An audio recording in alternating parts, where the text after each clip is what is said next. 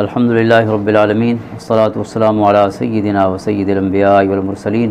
وعلی آلہ واصحابہ واتباعہ اجمعین، اما بعد فاعوذ باللہ من الشیطان الرجیم، بسم اللہ الرحمن الرحیم۔ صاد والقرآن ذی الذکر بل الذین کفروا فی عزۃ وشقاق، صدق اللہ مولانا العظیم۔ اللہم صلی علی سیدنا و مولانا محمد وعلی آل سیدنا و مولانا محمد افضل صلواتک بعدد معلوماتک وبارک وسلم۔ معزز و محترم حاضرین و سامعین اور معزز ناظرین، آج ہم قرآن کریم کی جن صورتوں کے مشمولات اجمالی انداز میں سمجھنے کی کوشش کر رہے ہیں، یہ صورت صاد ہے جو 23ویں پارے میں ہے، پھر صورت زمر، پھر صورت مومن، یعنی 23ویں اور 24ویں پارے کی یہ مبارک صورتیں ہیں، اور تینوں صورتیں یہ مکی ہیں۔ صورت صاد یہ تمام صورتوں میں اس کا ایک بڑا ڈیفرنٹ اور منفرد شان ہے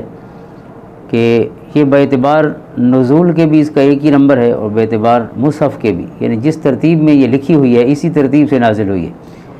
قرآن کریم میں اس کا نمبر ہے 38، اور آسمان سے اترنے کی ترتیب بھی اس کی 38 ہی ہے۔ صورتوں میں جب یہ نازل ہوئی تو 38 نمبر پر ہی اللہ تعالیٰ نے اسے پسند فرمایا، اور پھر رب کائنات نے مصحفی ترتیب میں بھی اسے 38 نمبر پر ہی لکھنے کا حکم فرمایا۔ تو یہ یعنی باقی صورتوں میں ظاہر ہے اس کی ایک منفرد اور ڈیفرنٹ شان ہے۔ اور صورت زمر جو دوسری صورت ہے آج کی، وہ 39 نمبر صورت ہے، 38 کے بعد 39، لیکن اس کا جو باعتبار نزول کے نمبر ہے وہ 59 ہے، 59۔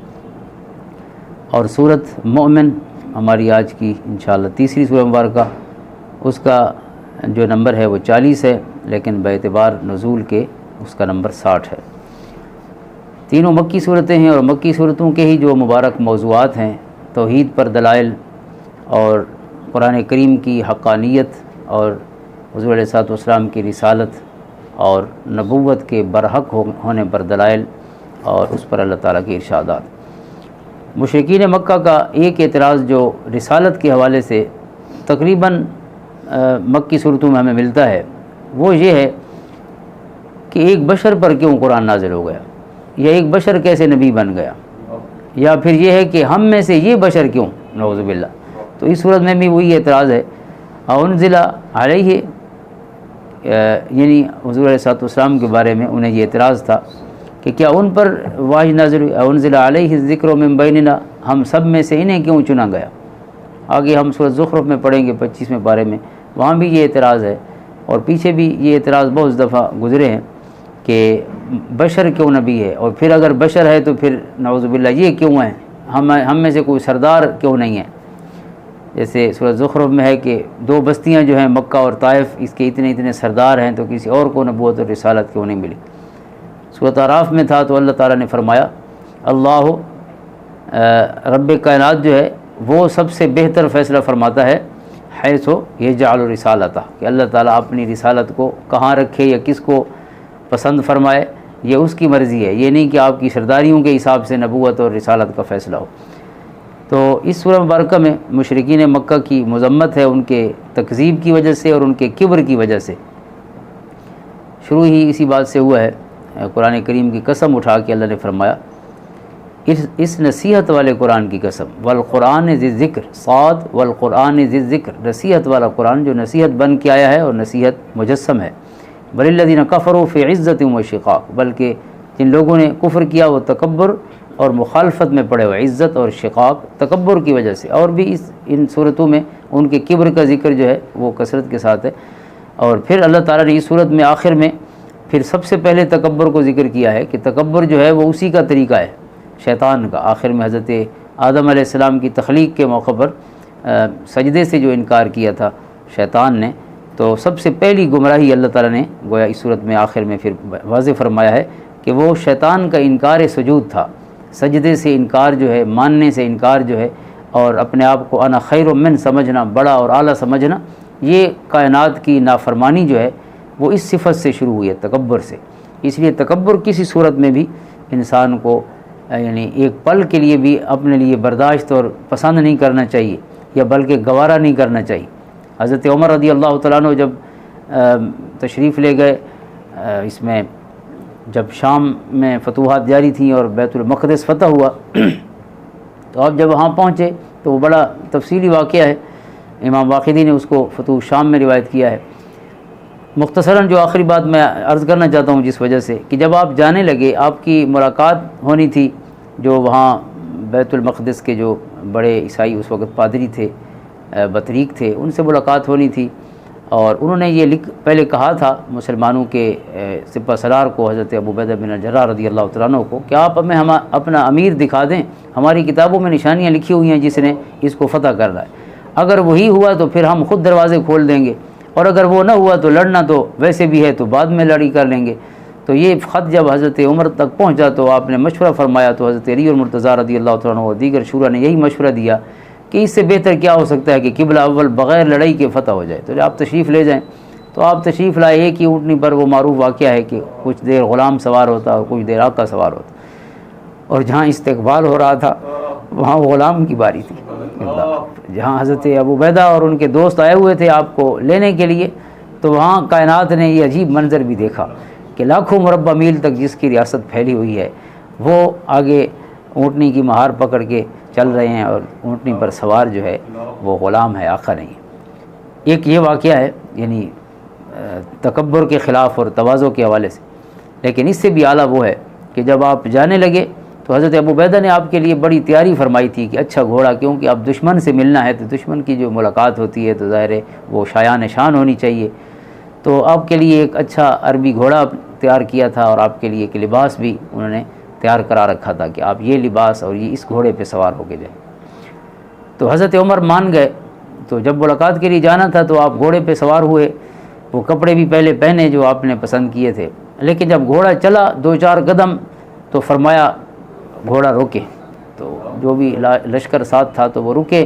آپ نے فرمایا میں اسی اونٹنی پر سوار ہوں گا جو مدینہ سے لے کے آیا، اور وہی کپڑے پہنوں گا جو مدینہ سے پہن کے آیا۔ اور امام واقدی لکھتے ہیں کہ ان کپڑوں پر 14 پیوند تھے یا 17 پیوند تھے آپ کی قمیض پر جو آپ مدینہ سے پہن کے آئے تھے، اور اونٹنی ایک عام سواری تھی جو ہر کوئی استعمال کرتا تھا، اور گھوڑا جو ہے ایک مہنگی سواری تھی۔ تو آپ اترے اور وہ کپڑے وغیرہ تبدیل فرمائے، اونٹنی پہ سوار ہوئے، اور اس موقع پر آپ نے حدیث پاک بیان فرمائی جو سیاستہ میں موجود ہے کہ قال رسول اللہ صلی اللہ علیہ وسلم، اللہ تعالیٰ کے رسول نے فرمایا کہ جس کے دل میں ذرہ برابر بھی، رائی کے دانے کے برابر بھی تکبر آ گیا، لا يدخل الجنہ، وہ جنت میں داخل نہیں ہوگا۔ لہذا ہو سکتا ہے کہ ان کپڑوں کی وجہ سے، اس سواری کی وجہ سے میرے اندر کبر آ جائے، اور کبر تو جنت سے محروم کر دیتا ہے۔ اور جب چلنے لگے لشکر ساتھ تھا، اور جب ادھر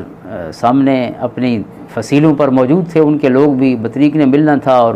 جو حفاظت کے لیے دستے تھے وہ بھی ظاہر دشمن کے مقابلے میں تیار تھے۔ تو آپ ملاقات کے لیے جا رہے ہیں تو انہوں نے وہاں سے آواز دی کہ امیر جو ہے اس کے ساتھ 1-2 لوگ آئیں، اتنا لشکر آپ بن کے آ رہے ہیں، تو ظاہر ہے ابھی تو وہ اعتماد کی کیفیت تو نہیں تھی، دشمنی تو تھی کہ اگر وہ نہ ہوئے اور آپ نے ادھر قریب آ کے حملہ ہی کر دیا تو ہم کیسے دفاع کریں گے۔ لہٰذا امیر اکیلا آئے، امیر کے ساتھ 2 بندے آئیں یا 3 بندے، یعنی مختصر لوگ آئیں ملاقات کے لیے، اتنا پورا لشکر نہ آئے۔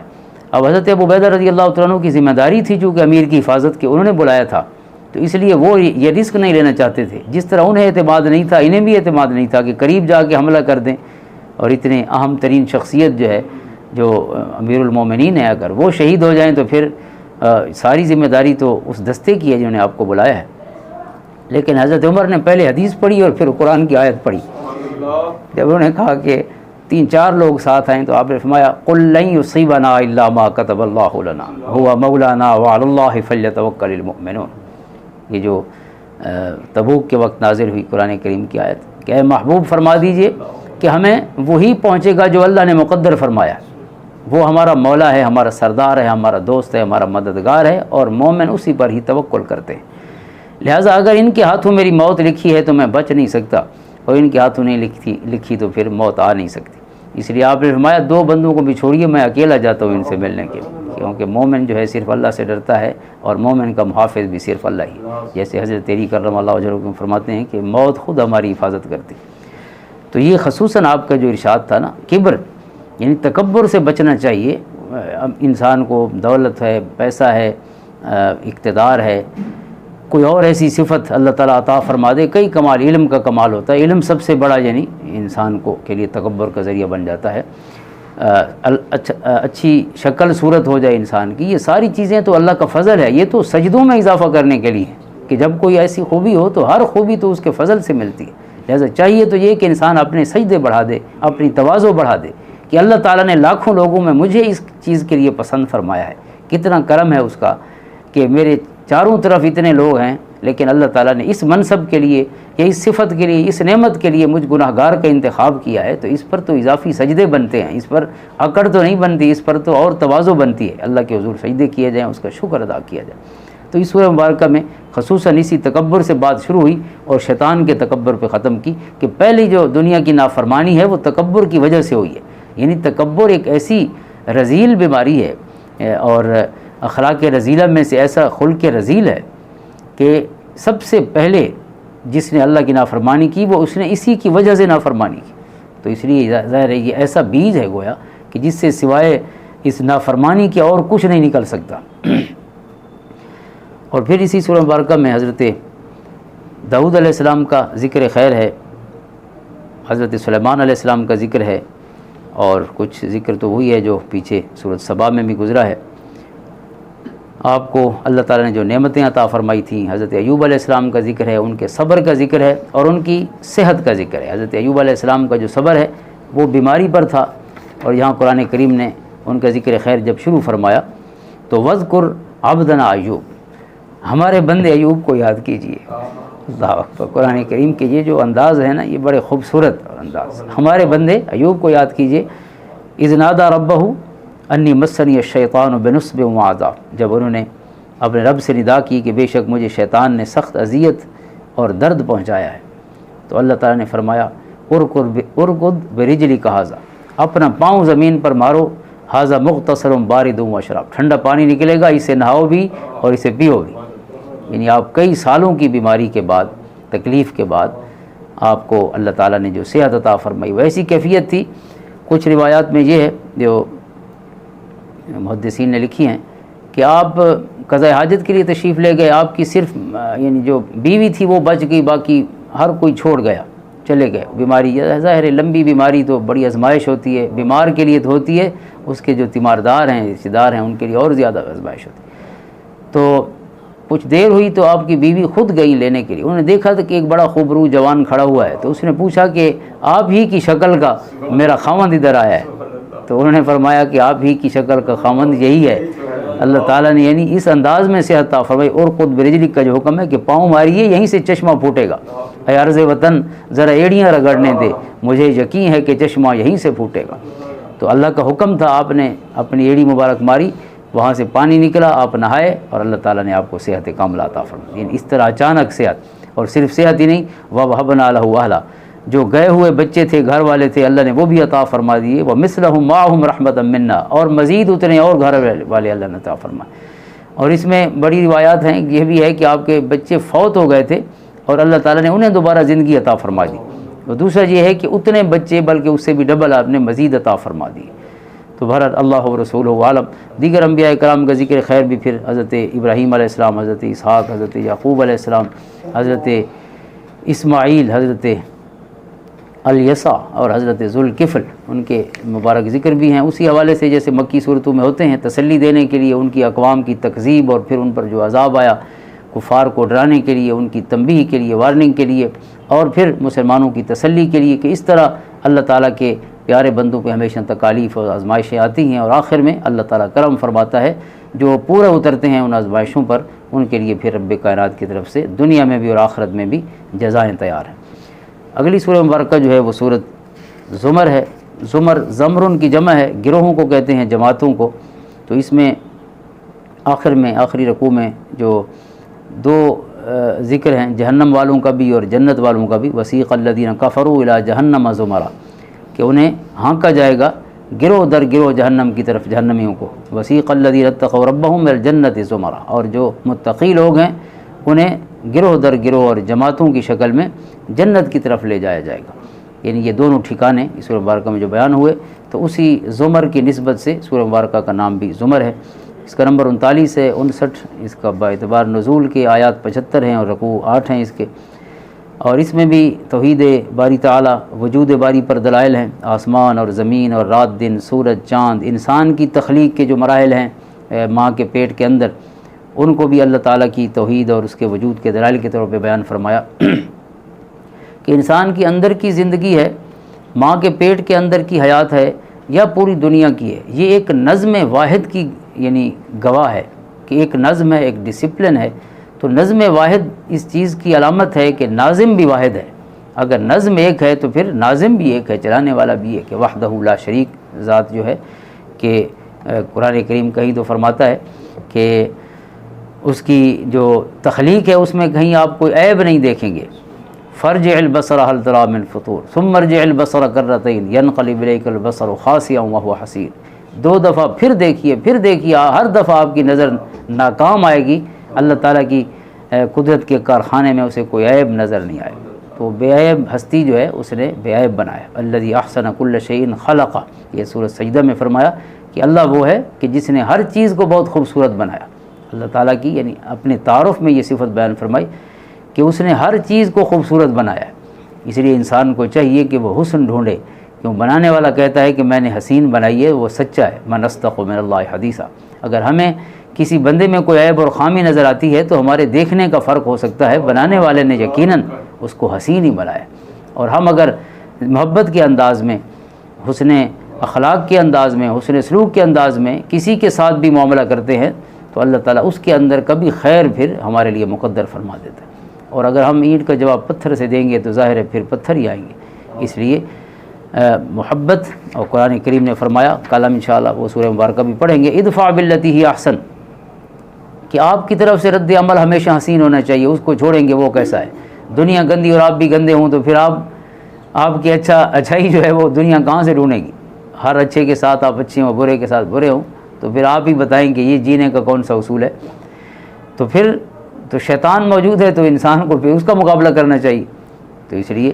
جس کا بھی انسانوں میں مقابلہ کرنا ہے تو انسانوں کے لیے جینے کے اصول ہیں جو قرآن نے عطا فرمائے، اس انداز میں انسان کو جینا چاہیے جو اللہ اور اس کے رسول صلی اللہ علیہ وسلم کا حکم ہے۔ اور اسی سورہ مبارکہ میں دن رات اللہ تعالیٰ کی عبادت اور اس کے حضور جھکنے کے حوالے سے ایک مبارک آیت ہے جس میں فرمایا گیا کہ امن ہوا قانت آناء اللیل ساجدا وقائما یحذر الآخرۃ ویرجو رحمت ربہ، کہ بے شک جو شخص رات کے اوقات سجدے اور قیام میں گزارتا ہے اور آخرت کے عذاب سے ڈرتا ہے اور اپنے رب کی رحمت کی امید رکھتا ہے، کیا وہ بدعمل کافر کی مثل ہو سکتا ہے؟ یعنی ایک ہے اللہ کا ماننے والا، اس کا مطیع، اور دوسرا ہے نافرمان، تو کیا نافرمان اور فرمان بردار برابر ہو سکتے ہیں؟ اور فرمان بردار وہ بھی جو دن رات اللہ کی عبادت میں ہو۔ قل هل يستوي الذين يعلمون والذين لا يعلمون، اے محبوب صلی اللہ علیہ وسلم فرما دیجئے کہ جاننے والے اور نہ جاننے والے برابر نہیں ہو سکتے۔ علم والوں کی یہ فضیلت قرآن نے بیان فرمائی، انما يتذکر اولو الالباب، بے شک نصیحت حاصل کرتے ہیں عقل والے۔ اور یہ کتاب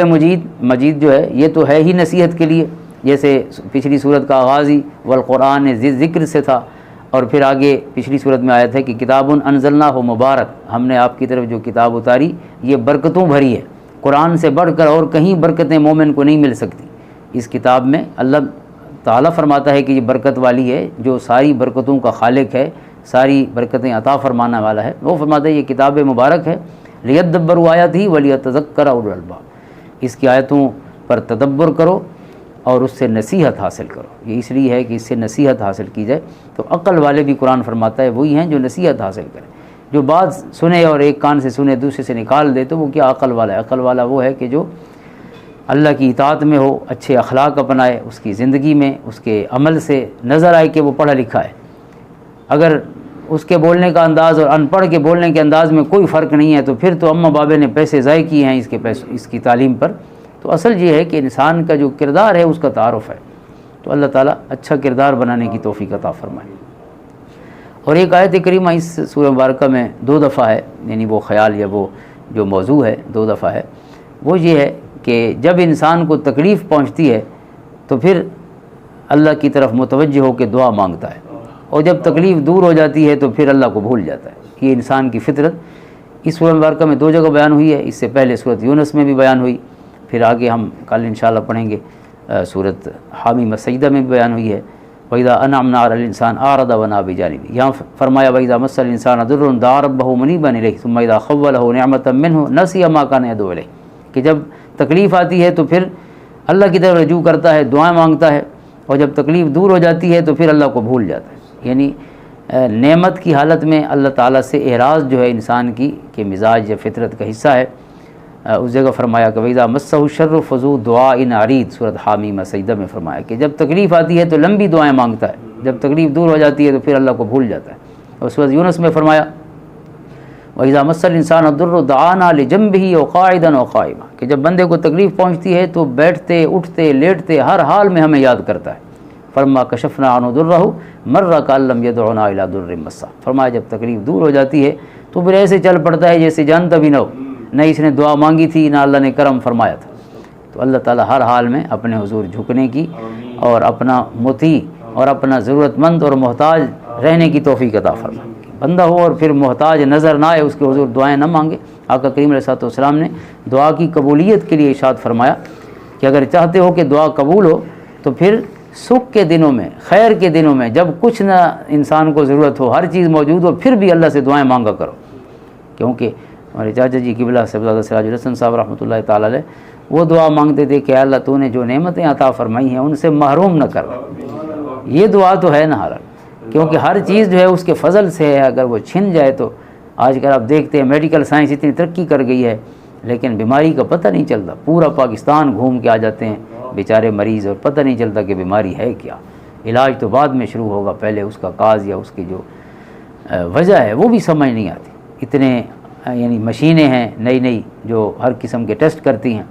تو اس لیے اللہ تعالیٰ سے یہ دعا مانگنی چاہیے کہ ایسی آزمائش میں ڈالے ہی نہیں کہ انسان جو ہے کبھی کراچی اور کبھی اسلام آباد ہو، جو بیماری دے وہ ایسی ہو کہ بس یہاں کی گولی سے ٹھیک ہو جائے، چونکہ شافی تو وہی ہے نا، پہلے تو بیماریوں سے محفوظ رکھے، لیکن چونکہ بیماریاں اس کی تقدیر اور نظام کا حصہ ہیں اور خود انسان کی خیر کے لیے کئی بیماریاں قرآن کریم میں بھی بیان فرمایا اور احادیث میں بھی بیان ہوا ہے کہ بیماریوں میں خود چونکہ لعلہم یضرعون، اگر تکلیف نہ ہو تو بندہ فرعون بن جائے، تکلیف نہ ہو، جس تکبر پہ ہم بات کر رہے ہیں تو یہ تکبر پھر کہاں پہنچ جائے اگر بندے کا کوئی مسئلہ نہ ہو۔ تو یہ جو پریشانیاں تکلیفیں ذہنی ہوں، جسمانی ہوں، بچوں میں ہوں، والدین میں ہوں، کوئی اور مالی مشکلات ہوں، یہ ساری چیزیں تو بندے کو بندہ رکھنے کے لیے ہیں۔ اگر یہ ختم ہو جائیں تو بندہ پھر آپ خود سوچیں کہ ہم اتنی تکالیف یا بہت سے مسائل کے ساتھ بھی تکبر سے نہیں بچ سکتے تو پھر کیفیت کیا ہوتی۔ تو لہٰذا اللہ تعالیٰ اور جیسے خود دعا تعلیم فرمائی ہے ربنا ولا تحمل علینا اصرا کما حملتہ علی الذین من قبلنا، یا فرمایا ربنا ولا تحملنا ما لا طاقت لنا بہ، یا اے اللہ جس تکلیف کی سہنے کی ہم میں ہمت نہ ہو ہمیں اس تکلیف سے محفوظ رکھ۔ اور آگے پھر یہی موضوع جو ہے اسی سورہ مبارکہ میں بیان فرمایا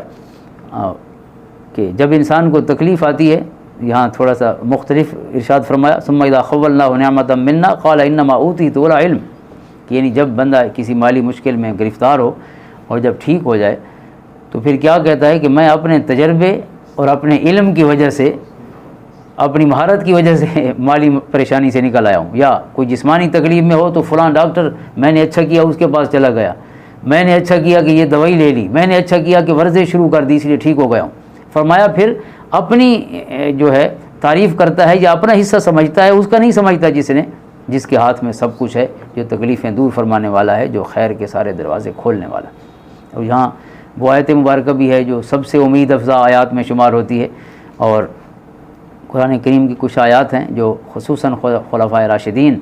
رضوان اللہ تعالیٰ علیہ مجمعین کی ذوات مبارکہ کے ساتھ منسوب ہیں کہ وہ پسند کرتے تھے۔ حضرت ابوبکر رضی اللہ تعالیٰ عنہ کی پسندیدہ آیت ہے قل کل یعمل علی شاکلتی، اے محبوب صلی اللہ علیہ وسلم فرما دیجئے کہ ہر کوئی اپنے مزاج کے مطابق کام کرتا ہے۔ تو حضرت ابوبکر فرماتے کہ اے اللہ ہر کوئی اپنے مزاج اور طبیعت کے مطابق جیتا ہے، اور ہماری طبیعت میں تو گناہ کا چونکہ جذبہ رکھا ہوا ہے، ہم گناہ کرتے ہیں، اور تیری مبارک شان یہ ہے کہ تو معاف کرنے کو پسند فرماتا ہے۔ اے اللہ ہم اپنے مزاج سے مجبور ہیں اور تو انشاءاللہ اپنا کرم ضرور فرمائے گا، چونکہ تجھے پسند معاف کرنا ہے۔ رحمتی وسعت کل شیء، قرآن کہتا ہے میرے غضب سے بھی میری رحمت وسیع ہے، رحمتی وسعت کل شیء، ہر چیز پر وسیع ہے۔ ربنا وسعت کل شیء رحمتا و علما، اگلی صورت میں آج ہم جو پڑھی ہے یا سورۃ مومن کا حصہ ہے، اے اللہ تو علم میں اور رحمت میں ہر چیز پر وسیع ہے، اس کے علم کا بھی کوئی اور مقابلہ نہیں کر سکتا، اس کے کرم اور رحمت میں بھی کوئی شخص اور کوئی اور صفت جو ہے اس پر غالب نہیں آ سکتی۔ تو حضرت عمر رضی اللہ عنہ کے پسندیدہ آیات جو ہیں وہ اگلی صورت کا شروع ہے، یعنی سورۃ مومن جو آج ہم نے تیسری اور آخری صورت ہے آج کی ہماری گفتگو کی۔ تو سورۃ مومن یا سورۃ غافر دونوں نام ہیں اس کے، پاکستان میں سورۃ مومن ہے اور عرب ممالک میں غافر لکھا ہوتا ہے اس پہ قرآن مجید کے نسخوں پر، تو دونوں نام ہیں اس کے۔ سورۃ غافر جو ہے بالکل شروع والی تیسری آیت میں اس کا نام مبارک نام ہے غافر الذنب، اللہ تعالیٰ کا اسم گرامی، اور مومن جو ہے وہ آگے ایک آل فرعون میں سے ایک مومن کا ذکر ہے کہ جو اپنا ایمان چھپائے ہوئے تھا، یہ آیت نمبر 28 میں ہے، وقال رجل مؤمن من آل فرعون یکتم ایمانہ اتقتلون رجلا ان یقول ربی اللہ، اس نے کہا حضرت موسیٰ علیہ السلام کو جب فرعون قتل کرنے لگا کہ اس بندے کو مارتے ہو جو کہتا ہے میرا رب اللہ ہے، تو یہ جرم ہے تمہارے کاغذوں میں کہ جو اللہ کو ماننے والا ہو، اور پھر اس نے جو پیغام دیا ہے اس کو دیکھو، اگر جھوٹا ہے تو پھر بھی دیکھ لو، سچا ہے تو دیکھ لو، ہر چیز سامنے ہے، تو لہٰذا مارنا تو کوئی معنی نہیں رکھتا۔ تو اس مومن جو تھا فرعون کی آل فرعون میں سے، یہاں آل سے مراد قوم ہے فرعون، تو اس کی قوم میں سے جو تھا تو اس کے نام سے یہ سورت منسوب ہے چونکہ وہ ایماندار تھا ان میں۔ تو اس کی جو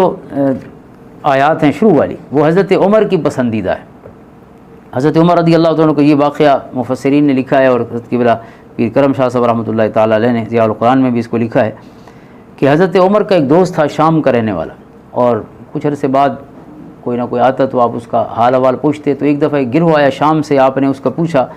تو انہوں نے بتایا کہ وہ تو آپ کا دوست تھا، اور جن راستوں میں آپ کی دوستی میں چلتا تھا وہ تو راستے تبدیل کر گئے، وہ تو اب شراب پیتا ہے، گناہ کرتا ہے، نمازیں نہیں پڑھتا، تو آپ کو بہت دکھ پہنچا۔ ظاہر ہے کوئی بھی فطرت سلیمہ والا شخص کسی کے لیے بھی جو دوزخ کے راستے پہ چل پڑے وہ خوش نہیں ہوتا، جب اپنا دوست اس کیفیت میں ہو تو آپ نے فوراً وہ جو گروہ آیا ہوا تھا اسی کو ایک خط لکھ کے دیا۔ تو آپ کا خط بھی مفسرین نے لکھا ہے، وہ خط کیا تھا، صرف جو ہے قرآن کریم کی یہ 3 آیات تھیں جو آپ نے اس موقع پر لکھی شروع والی۔ پہلے آپ نے اس میں گرامی لکھا بن عمر بن الخطاب رضی اللہ عنہ الی فلاں سلام علیکم، اس کو سلام کیا اپنے دوست کو، فإنی احمد الیک